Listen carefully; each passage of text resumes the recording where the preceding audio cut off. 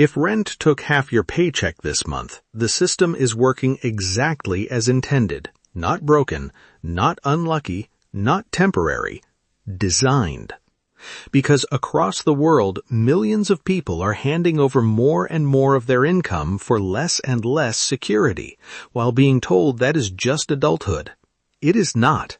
And once you see how this machine was built, you stop blaming yourself for struggling inside it.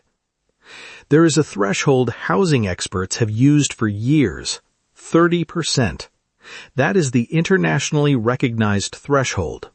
If you spend more than 30% of your income on housing, then you are considered housing cost burdened, meaning shelter is consuming so much of your income that everything else gets squeezed.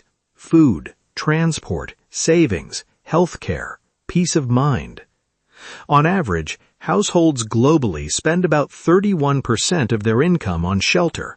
In sub-Saharan Africa, that figure rises to 43.5%, leaving families with little remaining for food, schooling, or healthcare.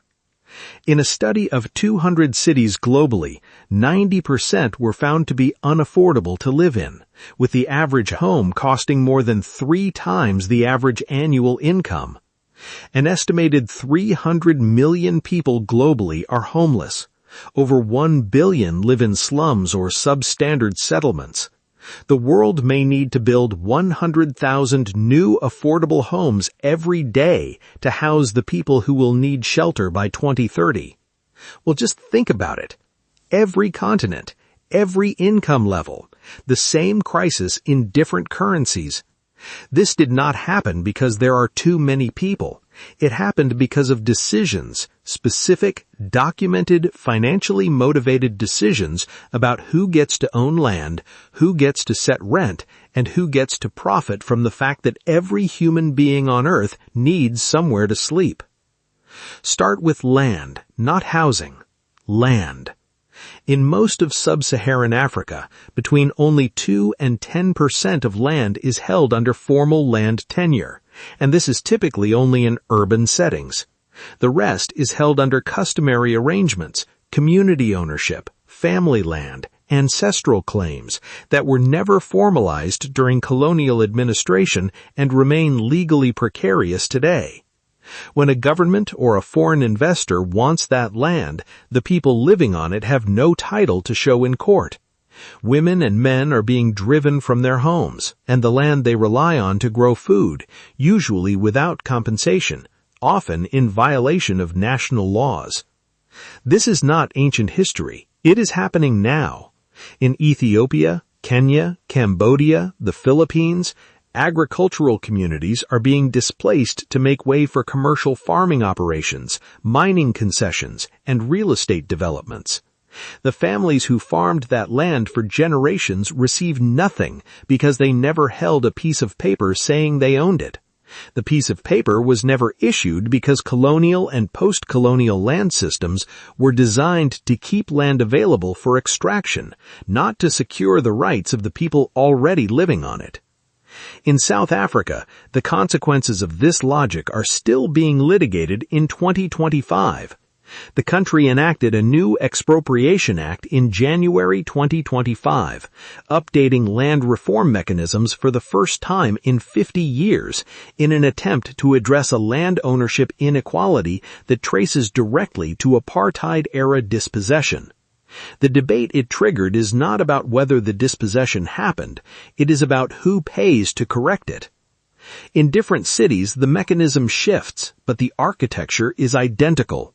When rural families migrate to urban centers, as hundreds of millions do every year across Asia, Africa, and Latin America, they arrive into housing markets that were not designed to receive them. In Africa, 62% of urban dwellings are informal. In the favelas of Sao Paulo and Rio, an apartment costs roughly 16 times the average annual income. People earning less than $1,000 a month account for nearly 90% of Brazil's housing deficit. In the informal settlements of Nairobi, Manila, and Lagos, families pay rent, sometimes substantial rent, for structures with no legal security, no guaranteed water supply, and no protection against eviction. The cruelty of informal settlement is not that people live in bad conditions. It is that they pay for bad conditions without building equity, without accumulating ownership, without any mechanism for the shelter they pay for to become the asset it should be. Roughly 25 million Brazilian families live in inadequate or overcrowded housing. They pay rent. The rent goes somewhere. It does not come back to them. In wealthier cities, the mechanism is more sophisticated but produces the same result. Zoning laws, the regulations that determine what can be built and where, were introduced across cities in the early 20th century, ostensibly to separate industrial areas from residential ones. In practice, they were also used to separate wealthy neighborhoods from everyone else. Exclusionary zoning restricts what can be built in desirable areas. No apartment buildings, no density, nothing that might allow people of lower incomes to live near the people who hold political power. Constrained supply plus growing demand produces higher prices. The people who already own property in those constrained areas watch their asset values rise. Everyone else is priced further out. This was deeply treated in an earlier episode on this channel. Go and watch it if you haven't. Link is in the description. Housing prices have grown faster than incomes in most countries, particularly since the 2008 financial crisis. The proportion of renters who are housing cost burdened has risen consistently across both developed and developing countries for 2 decades. Then came the financialisation of housing at global scale. Private equity firms began treating residential property not as shelter, but as a financial instrument, buying large portfolios of rental properties, minimizing maintenance costs, and maximizing rental yields. In the United States, software called RealPage allowed competing landlords to share pricing data and coordinate rent increases algorithmically, inflating rents by an estimated $4 billion in 2023 alone, according to the private equity stakeholder project. The Department of Justice settled its lawsuit against the company in November 2025 with no financial penalties and no admission of wrongdoing. The same pattern of institutional rent coordination is documented in the United Kingdom, Australia, and Canada. Different technology, same incentive. Housing became an asset class, and asset classes are managed for return, not for the people living inside them. The letter arrives on a Tuesday. Zara comes home from work. Her daughter is at the table doing homework. Between the grocery bag and the charging phone, an envelope from the property management company. 15% rent increase, effective in 60 days. She reads it twice, translates the percentage into the monthly number, then the annual number, then what that number means against her salary. She sets the letter down, picks up her phone. She does not search for somewhere cheaper to move.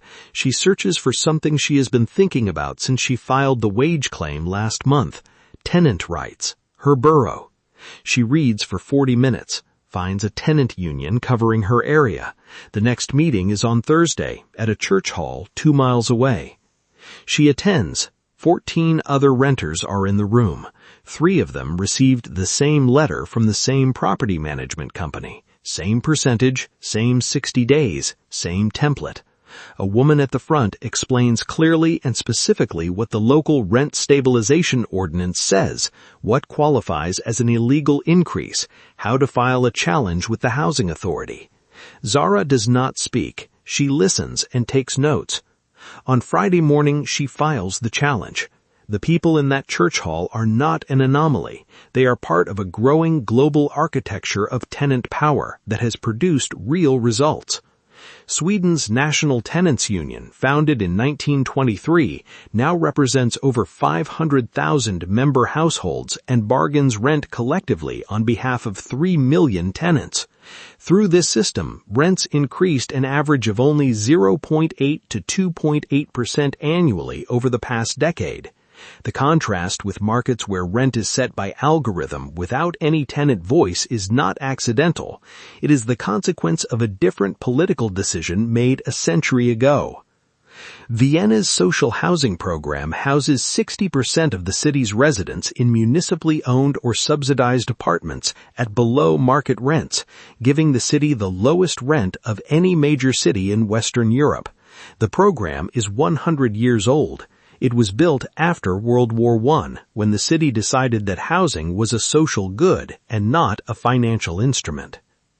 In Singapore, close to 80% of the resident population lives in public housing built and managed by the Housing Development Board, and most of them own their homes. The government intervened in the 1960s because leaving housing to the private market would have priced the working population out of a rapidly developing city. 3 different countries, 3 different models, 1 shared principle. Housing affordability at scale is a political choice, not a market outcome. The countries that have it made that choice deliberately. The countries that do not also made a choice. They chose differently.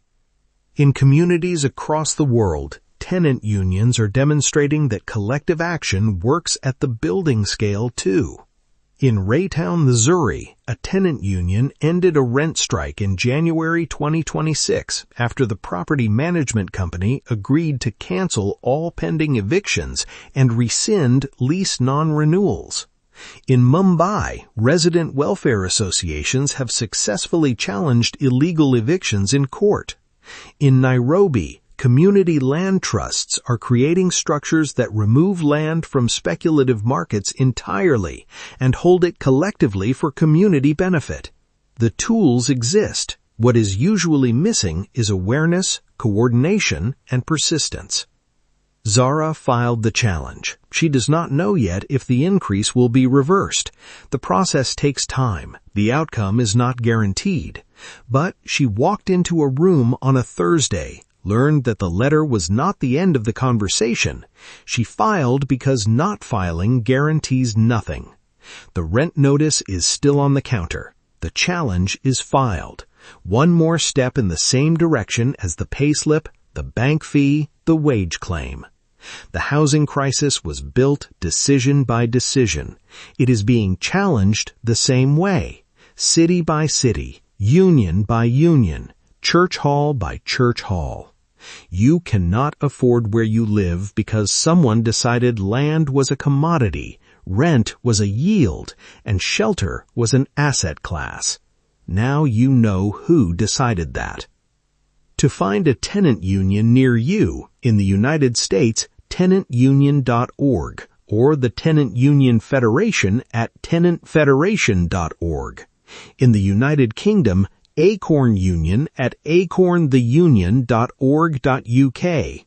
In Australia, your state tenants advice service is listed at tenants.org.au. If this episode named something you have been living without a name for, share it. For the person in your life who just got a rent increase letter and does not know they can push back. New episode every week. Subscribe so you don't miss what comes next.